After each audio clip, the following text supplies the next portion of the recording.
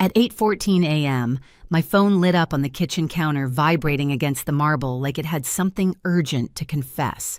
One message from my mother, punctuation, perfect tone, mechanical. We changed all the locks on the front door and also the gate code. We no longer trust you. For a second, I just stared at it, coffee still dripping steam, ghosting the air. Then I typed back, calm as ever, noted. That was clever, but I believe you forgot one thing. I hit send and watched the little bubble disappear. Outside, the city kept moving, unaware that one family had just declared war in a single text. When people say family first, I used to nod automatically like loyalty was muscle memory. For 4 years, I paid their mortgage, property taxes, utilities, roof repairs, and even the new water heater after last winter's storm. Every bill came to me, every thanks went to someone else. Mom used to say, "You're such a blessing, Lisa," in that rehearsed tone that sounded like a receipt being folded, not gratitude being spoken. From the outside, my family looked picture perfect. The Carson house with its white porch railings, a home sweet home sign swinging by the door, and a mother who hosted Bible brunches about love and unity. Inside, everything was transactional. If Lindsay, my older sister, needed daycare money, it was Lisa, "You're the responsible one." If Dad's credit card maxed out, it was, "You know how hard he works." But when I asked for anything a weekend to myself, a boundary, they called me ungrateful. Lindsay had 2 kids and a full-time gift for turning inconvenience into emergency. Her car breaks. Dangerous for the kids. Her card got hacked, just until payday. The problem was payday never came. Every time I bailed her out, Mom framed it as, "Love family helps family." The unspoken line was always, "And you'll pay for it." Dad was the kind of man who believed silence fixed everything. He avoided conflict like it was contagious, cracking jokes whenever tension filled a room. "Hey, Liz," he'd laugh, "at least you're not broke, right?" Once he borrowed my name to apply for a small loan, just a paperwork mix-up, he said. I let it go like I always did. Because in our family, the peacekeeper didn't win arguments, she absorbed them. The house itself had become a shrine to that dynamic.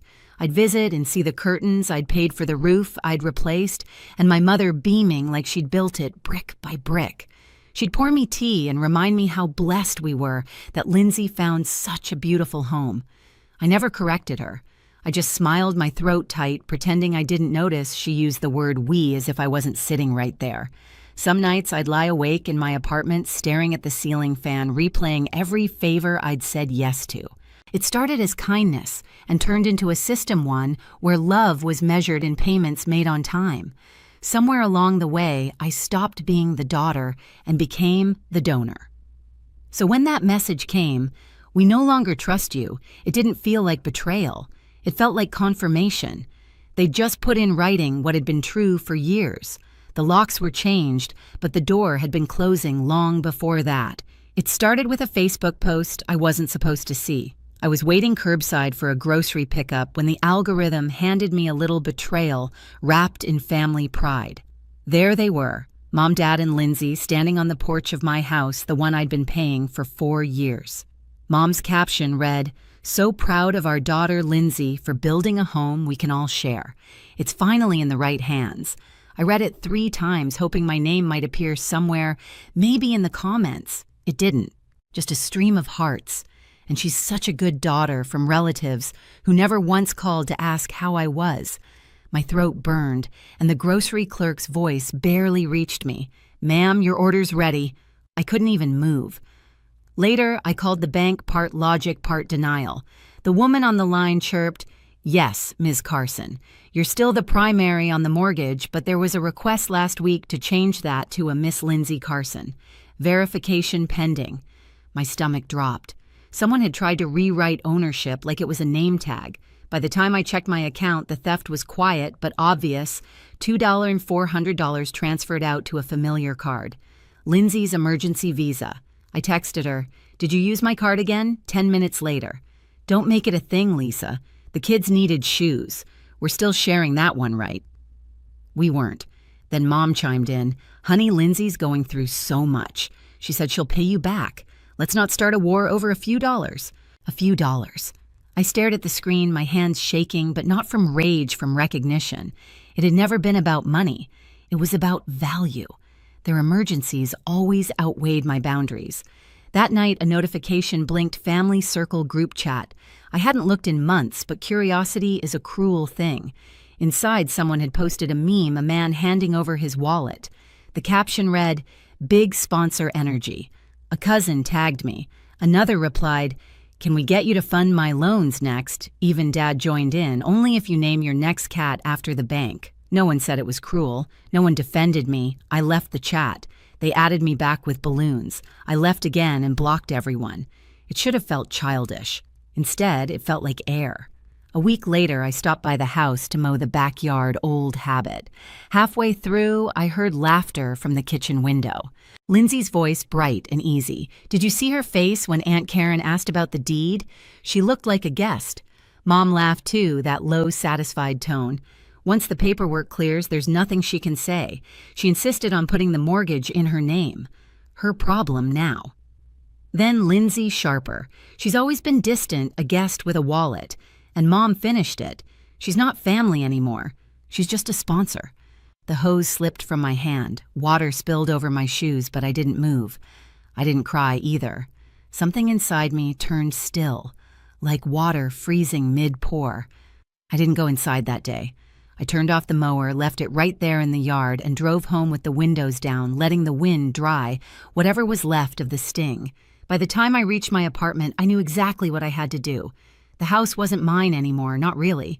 But the payments, the proof were.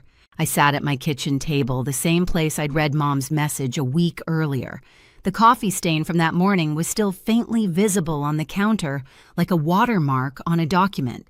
I opened my laptop, logged into my bank, and hovered over the auto transfer that read $4,800, recurring monthly payment. The cursor blinked. My hand didn't tremble. Cancel. The confirmation screen flashed once, and that was it. 4 years of silence undone in a single click. I leaned back in my chair, a strange calm settling over me. The kind that doesn't come after victory, it comes after clarity. I opened a new spreadsheet and started typing mortgage, property tax, roof repairs, utilities, insurance, daycare, groceries. Each entry got a date, an amount, a short note. Line after line, 4 years of transactions came alive again. Like ghosts, I was finally calling by name. When I finished, the total glared up at me, 211 yen, $723, 84 hours. My breath caught, not from regret, but from validation. I printed every page and slid them into a binder. Then, for the first time in years, I labeled something for myself evidence. That night, a soft thud at my door pulled me from the numbers. A white envelope with gold edges, no return address. Inside, a glossy invitation, "Please join us to celebrate Elizabeth Carson's 60th birthday." The quote at the bottom read, "A house is not a home without family." I almost laughed. The irony was so loud it was quiet. I pinned the invitation to my fridge, right beside the binder of payments, a reminder that every story needs an ending. For the next few nights, I barely slept. I wasn't angry anymore. I was meticulous. Each evening after work, I gathered receipts, screenshots, audio files. I even found a voice memo from that afternoon in the backyard. My phone had been recording from my pocket. The line played back crisp and cruel, "She's not family anymore. She's just a sponsor." Hearing it again didn't hurt, it focused me. That sentence had been the final transaction. They defined me as a sponsor. Fine. Sponsors can cancel. Sponsors can audit. I texted Grandpa that night, "I'm going to Mom's party. I think it's time things are said out loud." No reply came, but I knew he read it. He always did. He was the only one who never asked for money, never treated kindness like a down payment. The day before the party, I rehearsed. Not words, but composure. I stood in front of my mirror wearing a navy blazer and jeans, hair tied back, nothing fancy. Calm, capable, unshakable, that was the point. They thrived on my reactions. This time they'd get none. Before heading to bed, I packed the binder and the USB with every file neatly labeled. I zipped them into a plain black bag and set it by the door. The weight of it wasn't heavy. It was balance. When the morning came, I poured coffee, glanced at the invitation one last time, and whispered to myself, "That was clever." but you forgot one thing." Then I smiled, locked my apartment, and left for the party. The party was exactly what I expected: emerald and gold decorations, a rented banquet hall that smelled faintly of perfume and champagne, and the soft hum of people pretending to adore each other. My mother had always known how to make an event feel like a performance. Tonight, she was the star. I walked in 10 minutes late on purpose. The chatter dimmed when people noticed me, like someone had lowered the volume knob.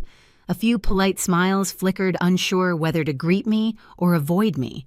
Lindsay froze mid-sentence at the punch bowl, then looked away so quickly it was almost convincing. I found an empty chair near the back. No one approached. Perfect. I wanted distance, not to hide, but to watch. From here, I could see everything: the slideshow of Mom's life looping on a projector, the Happy 60th Elizabeth banner strung across the wall, the pile of shiny gift boxes near the stage. The lights dimmed, and the MC, a family friend who loved his own voice, tapped the mic. "Let's all raise a glass to Elizabeth Carson," he said, "a woman of grace, generosity, and love." Laughter and applause rippled through the room like a rehearsed cue. I sipped my water, tasting the irony. The slideshow rolled again: wedding photos, vacations, baby pictures of Lindsay and me. My mother narrated from the stage in her practiced warmth. This home was built with love and passed down with purpose. It's a legacy, a reminder that family always comes first. And then Lindsay took the microphone. "Mom," she said, voice trembling just enough to sound heartfelt, "you've taught us what real family means: sacrifice, loyalty, faith. This house represents that. It's the heart of who we are." Applause erupted. Flashbulbs from cell phones lit up the room. I felt my pulse slow, not speed up, because the louder they clapped, the clearer I became. Mom dabbed at her eyes with a napkin. "I'm so proud of my daughter," she said, smiling toward Lindsay. "She's shown us what legacy truly means, and I'm grateful this home will stay in the right hands." That phrase, the right hands, the same words from that Facebook post. I stood. The applause faded just enough for the microphone to pick up my footsteps. I didn't rush. I walked up the aisle like someone who belonged there. "I wasn't planning to speak tonight," I said, my voice even amplified across the room. "But since we're talking about legacy, maybe we should talk about what it costs." A ripple of whispers rolled through the tables. Mom's smile twitched. "Lisa," she said softly, that warning tone she used when she wanted me to shut up without saying it out loud, "maybe we can do this another time." "I think now works," I said. I reached into my bag and held up the USB drive. "Could someone plug this in for me?" A cousin near the laptop hesitated, then complied. The screen behind Mom flickered, the slideshow cutting to black. For a second, the room was silent except for the projector's hum. Then an audio file began to play. Mom's voice, clear and cold. "She's not family anymore. She's just a sponsor." The words hit the air like glass shattering. Gasps, murmurs, a clatter of a dropped fork. My mother went pale. Lindsay stiffened beside her lips, parting as if to deny it. I didn't look at either of them. I clicked to the next file. The projector lit up with a screenshot: the family circle group chat. The meme, the comments. Big sponsor energy. "Can you fund my loans next? Keep the donor happy." The laughter that had filled this hall for an hour was gone. Another click. The spreadsheet appeared: rows and rows of payments, every line dated and labeled. Mortgage, property tax, roof repair, daycare. Each total highlighted in red. At the bottom, the sum glowed on the screen: $211,723.84. "This," I said quietly, "is the price of your legacy." Every mortgage payment, every emergency, every bill I covered while you called me family, only when it was convenient. Mom finally found her voice. "It was a gift, Lisa. Families help each other." I met her eyes. "No, families thank each other. Gifts come with gratitude, not deceit." Dad rose from his chair, voice trembling with anger. "You don't come here and humiliate your mother in front of everyone." I turned toward him. "You mean the way you use my name for that bank loan without asking? Because I still have the paperwork. Should I show that too?" He froze. His mouth open, closed, then shut completely. Lindsay stepped forward, face flushed. "You're blowing this out of proportion." "We were just stealing." I finished for her. Redefining ownership. Her jaw tightened. You always think you're better than everyone? I don't think that, I interrupted. I just think I finally see everyone clearly. The room had gone utterly still.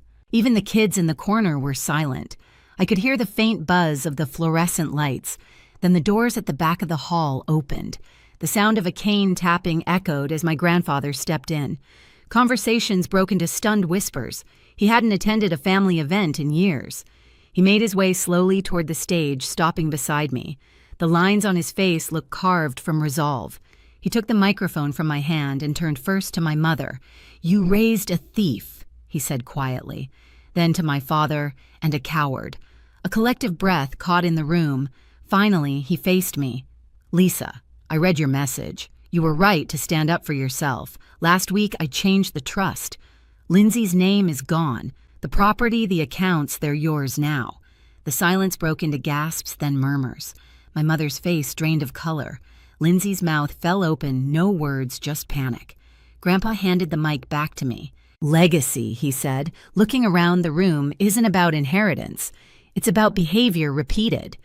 Then he walked out, cane tapping in rhythm, the sound of closure following him. I stood there a moment longer. My hands were steady. I looked at Mom, then Lindsay, then the crowd of relatives staring at me like they'd just watched a play where they didn't understand the ending. I walked to the gift table, placed my thick stack of invoices beside the wrapped presents, and said softly, "You changed the locks. I changed my future." Then I left. No cake, no toasts, no apologies, just the sound of chairs scraping and 100 eyes following me to the door. Outside, the night air hit like freedom. My phone buzzed in my bag, dozens of notifications, missed calls, messages lighting up the screen. I didn't look. I just kept walking, the USB still warm in my pocket. For the first time, I wasn't the daughter trying to earn love. I was the woman who stopped funding her own mistreatment. The banquet hall shimmered in gold and emerald. The colors my mother had always claimed looked regal. It reeked of roses and expensive perfume, the kind that made you feel underdressed no matter what you wore. I walked in 10 minutes late, not out of disrespect, out of strategy. Nothing unsettles control freaks more than unpredictability. Heads turned as I entered. Conversations faltered, laughter thinned. I saw it ripple across the room like a chill recognition discomfort gossip in real time. Lindsay froze near the dessert table, wearing the same self-satisfied smile she'd used my whole life. The one that said, "You're too late again." I found a seat near the back. I didn't greet anyone, didn't fake a smile. I simply watched. The slideshow began images of family vacations, Lindsay's wedding photos of the house I paid for. I waited to see if even one picture of me would appear. None did. When Mom took the mic, her voice filled the room sugary and sure. "This home," she said, smiling toward Lindsay, "represents our family's strength and togetherness. It was built with love, and it will stay in the right hands." The right hands. The same words she'd used online. The same ones that had burned through me weeks ago.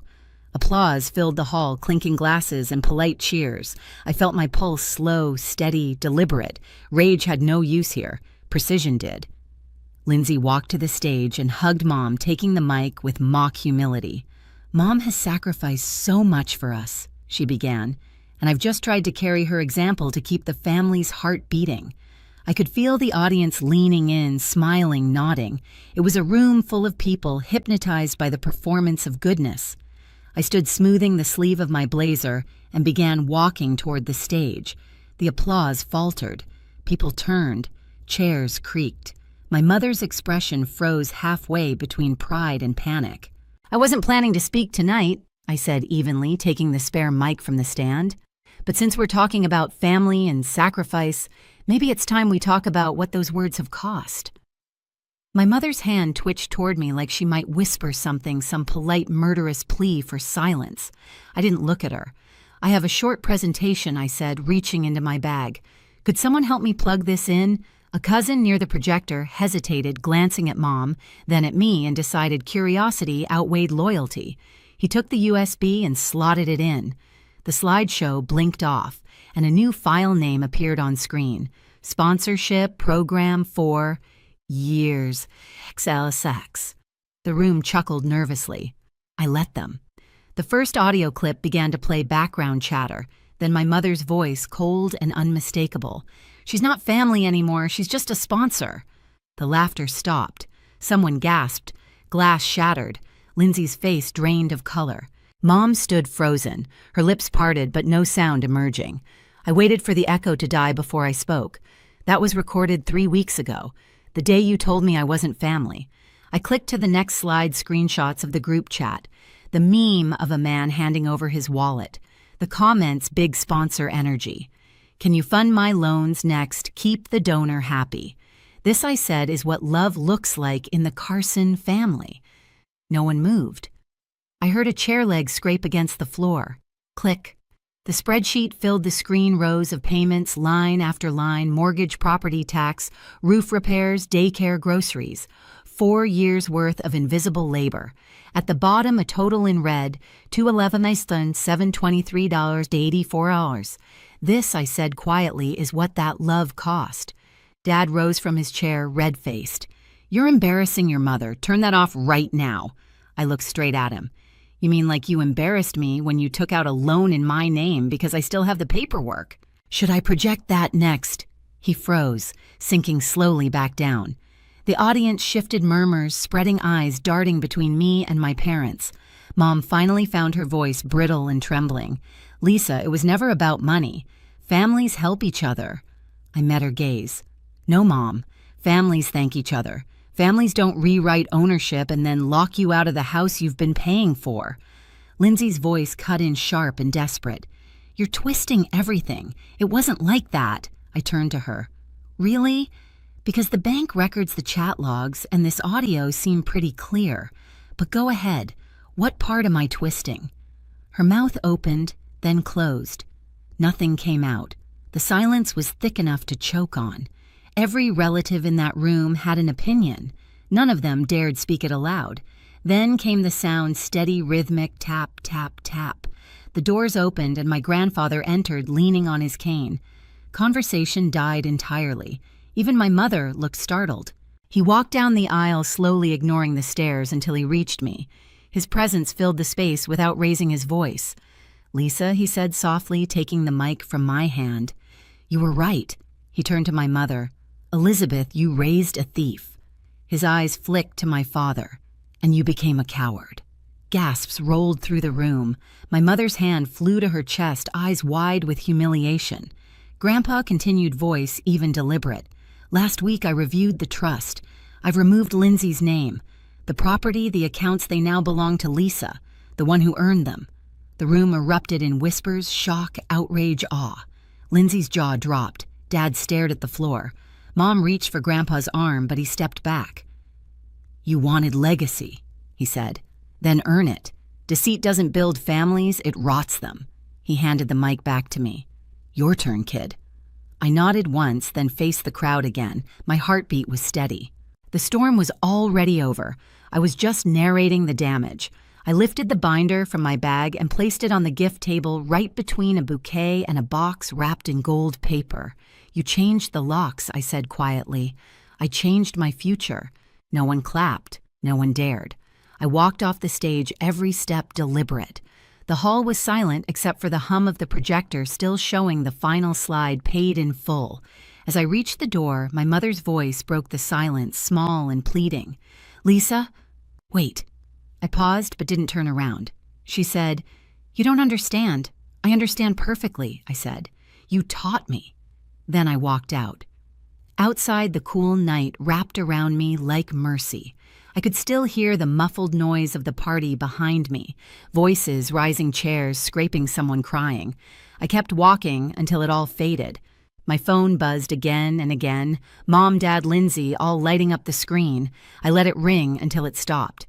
Then another vibration, a voicemail from Grandpa. I pressed play. His voice was calm. "Proud of you, kid. You did what needed to be done." I smiled to myself, sliding the phone into my pocket. For the first time, silence didn't feel empty.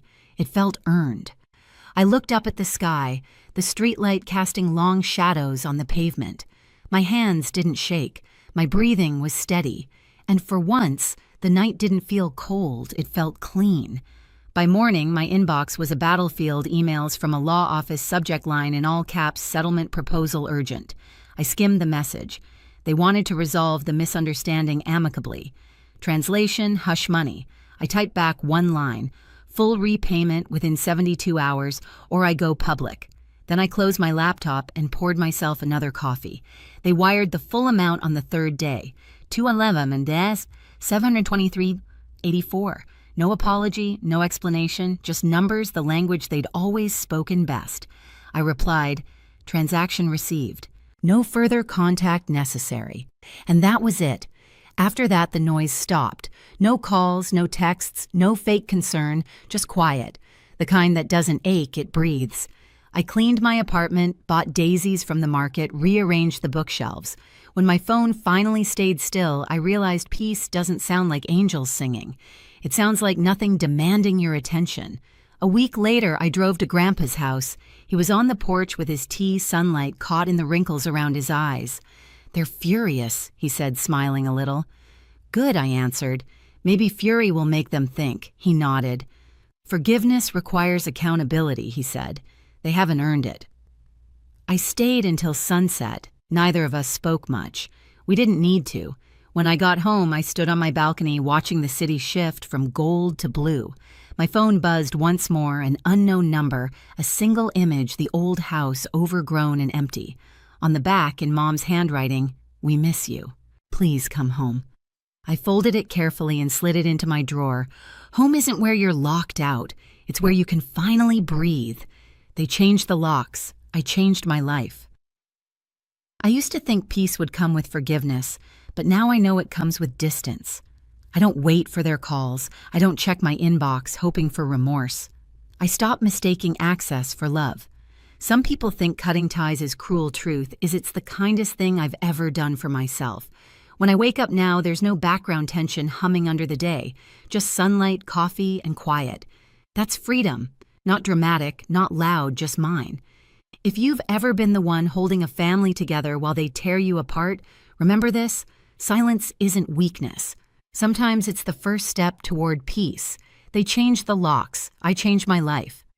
If this story hit home, share us, leave a comment, and hit subscribe for more stories like this.